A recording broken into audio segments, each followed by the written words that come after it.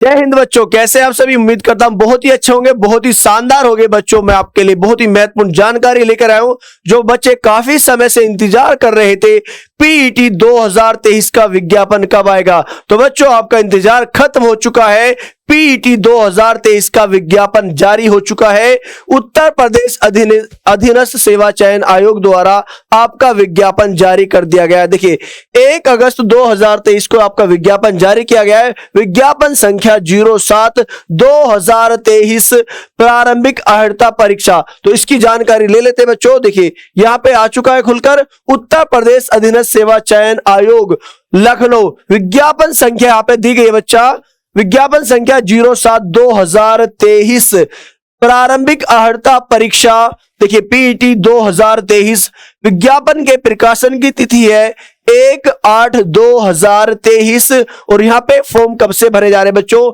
आवेदन ऑनलाइन होने वाले हैं 1/8/2023 से और आपके फॉर्म की अंतिम तिथि यहां पे दी गई है बच्चा 30/8/2023। ठीक है, और अगर आपके फॉर्म में कोई त्रुटि हो जाती है, गलती हो जाती है, तो उसके संशोधन का समय यहां पे दिया गया है 6/9/2023 को। ठीक है बच्चा, तो ये तो आपका एग्जाम बनने की, फॉर्म बनने की डेट है और अंतिम की। आगे जानते हैं इसमें जानकारी आगे क्या क्या दी गई है बच्चा। चलिए आगे जानकारी ले लेते हैं। देखिए यहां पे दी गई है आवेदन ऑनलाइन प्रक्रिया। तो आपको आवेदन कहां से करना है, तो आप आयोग की इस वेबसाइट पे जाएंगे, upsc.government.in पर जाएंगे। आप यहां पर इस वेबसाइट को खोलकर अपना पीईटी 2023 का फॉर्म भर सकते हैं। चलिए यहां पे अर्हता क्या क्या होने वाली है। देखिए प्रारंभिक अर्हता क्या क्या बच्चे, देखिए जिन बच्चों ने यहां पे दिया गया है प्रारंभिक अर्हता परीक्षा 2022 का परिणाम 25/1/2023 को घोषित किया गया था, जो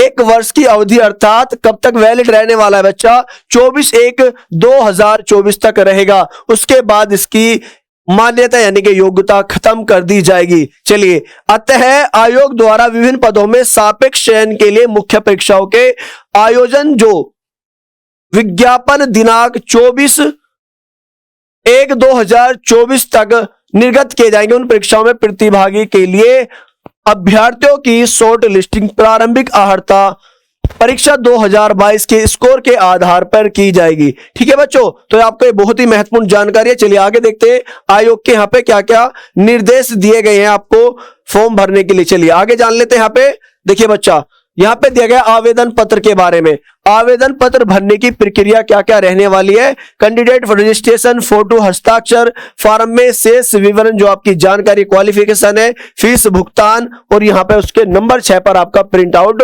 निकल जाएगा फॉर्म भरने पे। चलिए बच्चा आगे जानकारी लेते हैं यहाँ पे, जो बहुत ही महत्वपूर्ण है बच्चों। और यहाँ पे देखिए एज, यहाँ पे अभ्यर्थियों को कितनी बार फॉर्म भरना। देखिए अभ्यर्थी आवेदन पत्र भरने के लिए उपयुक्त वर्णित समस्त प्रक्रिया एक बार में ही पूर्ण कर सकते हैं। अगर आपको फॉर्म भरना है तो आप एक बार में ही से संपूर्ण कर सकते हैं, कंप्लीट कर सकते हैं। चलिए बच्चा आगे जानकारी लेंगे। यहाँ पे एज, तो बच्चों एज कितनी यहाँ पे होनी चाहिए। जिन बच्चों की 18 साल से 40 वर्ष तक आयु है तो वहां पे फॉर्म भर सकता है, यहाँ पे अप्लाई कर सकता है। चलिए बच्चा ध्यान दीजिएगा आगे।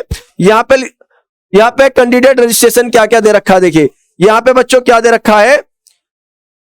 देखिए बच्चा, ऐसे अभ्यर्थी जिनके द्वारा पूर्व में परीक्षा अर्हता प्रारंभिक जो परीक्षा थी पीईटी 2022 हेतु आवेदन किया गया था, वे उक्त परीक्षा के लिए रजिस्ट्रेशन नंबर के आधार पर भी प्रारंभिक अर्हता 2022-23 का पंजीकरण कर सकते हैं। बच्चों जिन बच्चों ने पिछली बार पीईटी का दिया था, जो उनका रजिस्ट्रेशन नंबर है, उससे भी आप 2023 का पीईटी का फॉर्म भर सकते हैं। ठीक है बच्चा, चलिए आगे जानकारी लेते हैं। यहाँ पे क्या क्या योग्यता होनी चाहिए। चलिए बच्चा देखिए फोटो पे क्या क्या होना चाहिए। देखिए सबसे जरूरी बच्चा फोटो का साइज, तो आपको 3.5 सेंटीमीटर से 4.5 सेंटीमीटर तक इसका आकार होना चाहिए। फोटो में लगभग 70% भाग चेहरे से आच्छादित यानी कि दिखाई देना चाहिए। ठीक है बच्चा, और फोटो 6 महीने से ज्यादा का पुराना नहीं होना चाहिए, यहाँ पे निर्देश दिया गया है। चलिए बच्चा आगे ध्यान देंगे यहाँ पे। और यहाँ पे इसकी साइज कितनी होने वाली है बच्चों, अधिकतम 50 KB इसकी साइज होगी, उससे ज्यादा नहीं होगी। चलिए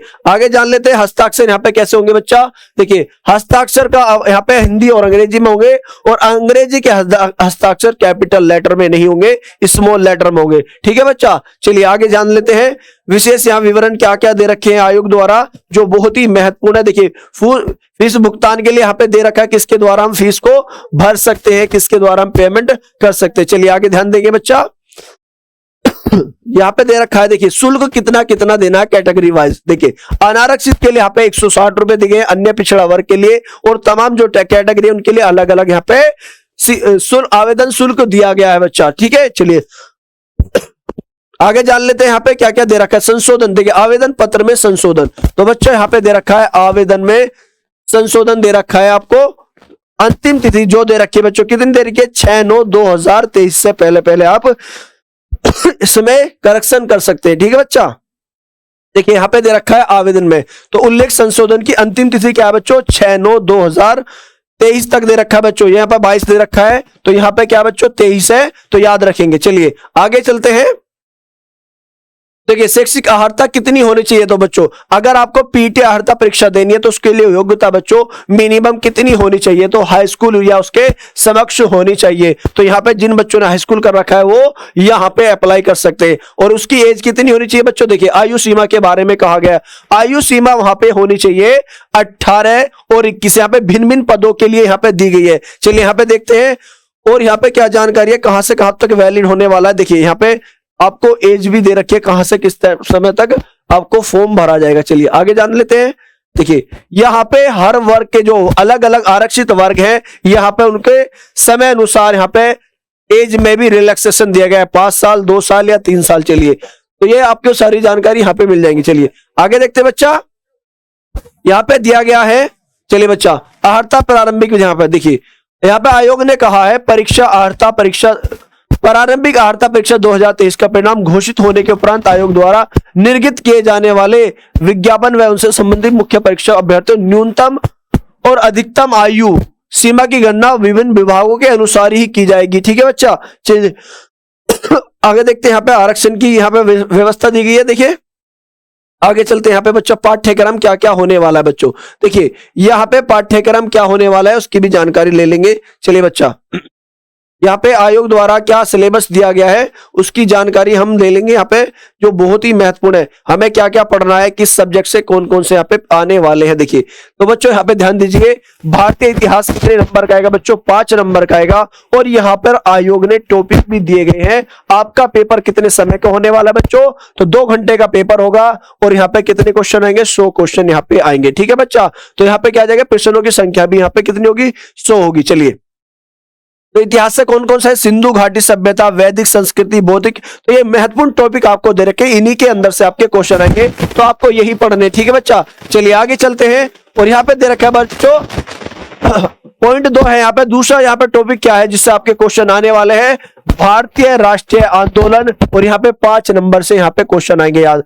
तो स्वाधीन आंदोलन है बच्चों, स्वदेशी सवर्ण अवज्ञा आंदोलन है जो महात्मा गांधी द्वारा किए गए हैं, क्रांतिकारी आंदोलन। तो ये महत्वपूर्ण क्वेश्चन यहां से आएंगे बच्चा। चलिए आगे देखते हैं। उसके बाद भूगोल है, भूगोल से आएंगे क्या क्या बच्चों, आएंगे क्या क्या टॉपिक लिए गए भूगोल से, भारत एवं विश्व का भौतिक भूगोल, नदियां, घाटी, भूजल, पर्वत, पहाड़ी, हिमनद, मरुस्थल, शुष्क क्षेत्र, तो यहां से आएंगे वन के क्षेत्र में। देखिए उसके बाद बच्चों क्या आने वाला है, भारतीय अर्थव्यवस्था से यहाँ पे क्वेश्चन आएंगे बच्चा। तो यहाँ पे क्या क्या क्वेश्चन आने वाले, कहां से, योजना आयोग, योजना आयोग है, पंचवर्षीय योजना है, हरित क्रांति है, दुग्ध विकास है, बैंकों का राष्ट्रीयकरण एवं सुधार। तो यहाँ से कितने नंबर की आएगी बच्चों, 5 नंबर यहाँ से आने वाले हैं भारतीय अर्थव्यवस्था से। चलिए बच्चा आगे जान लेते हैं। यहाँ पे भारतीय संविधान एवं लोक प्रशासन, तो बच्चों यहां से भी 5 नंबर के यानी कि 5 क्वेश्चन यहां से आएंगे, जो 1 नंबर का एक क्वेश्चन होगा। देखिए भारतीय संविधान की मुख्य विशेषताएं, राज्य के नीति निर्देशक तत्व, मौलिक अधिकार, संसदीय प्रणाली, तो ये महत्वपूर्ण टॉपिक है जो आपको पढ़ने हैं और यहां से आपके क्वेश्चन आएंगे। चलिए बच्चा आगे ध्यान दीजिएगा। देखिए सामान्य विज्ञान, तो बच्चों यहाँ पे विज्ञान दिए गए हैं, भौतिक, रासायनिक और जीव विज्ञान। और यहाँ से बच्चों 5 क्वेश्चन आएंगे आपके एग्जाम में, तो आपको तीनों ही विज्ञान पढ़ने हैं। ठीक है बच्चा, चलिए आगे जान लेते हैं। यहाँ पे प्रारंभिक अंकगणित, तो बच्चों यहाँ पे 5 नंबर का आपका मैथ आने वाला है। चलिए क्या आएगा? पूर्ण संख्या, भिन्न दशमलव, प्रतिशतता, साधारण अंकगणीय, समीकरण, मूल, वर्गमूल, बच्चों घातांक, घातांक और घात आ जाएगा, और औसत यहाँ पे टॉपिक आ जाएगी। चलिए आगे जान लेते हैं। आगे बच्चा दे रखा है सामान्य हिंदी। देखिए यहाँ पे सामान्य हिंदी के टॉपिक है, संधि है, विलोम शब्द है बच्चा। क्या क्या दे रखे हैं? संधि, विलोम शब्द, पर्यायवाची। देखिए यहाँ पे आपके टॉपिक है वाक्यांशों के लेख शब्द। जो यहाँ पे टॉपिक दिए गए यही हिसाब के क्वेश्चन पूछे जाएंगे। तो हिंदी यहाँ पे क्या नंबर के आ रहे बच्चों? 5 नंबर के यहाँ से क्वेश्चन आने वाले हैं। चलिए आगे देखते हैं।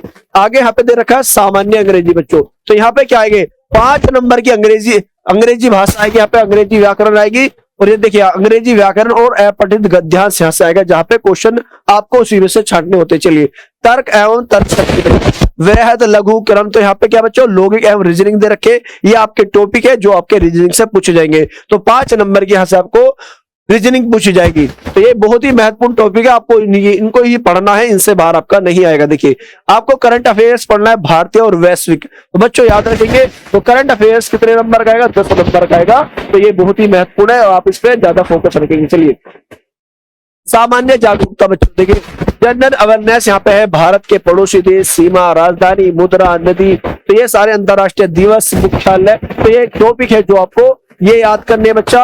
और ये यहाँ पे 10 नंबर के आएंगे, तो यहाँ से 10 नंबर के क्वेश्चन आएंगे। चलिए आगे चलते बच्चा।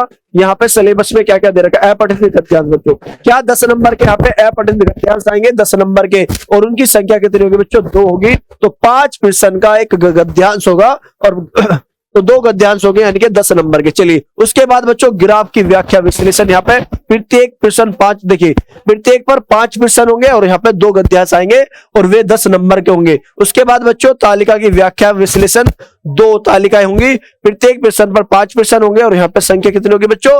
10 होगी। तो आपके ये महत्वपूर्ण 100 क्वेश्चन हो चुके हैं और आपका 2 घंटे का समय दिया जाएगा। तो दोस्तों आप अभी से तैयारी में लग जाइए और अपनी तैयारी को बहुत महत्वपूर्ण कर लीजिए, और इसी प्रकार की जानकारी के लिए लगातार रिजल्ट गुरु के साथ जुड़े रहिए। जय हिंद, जय भारत।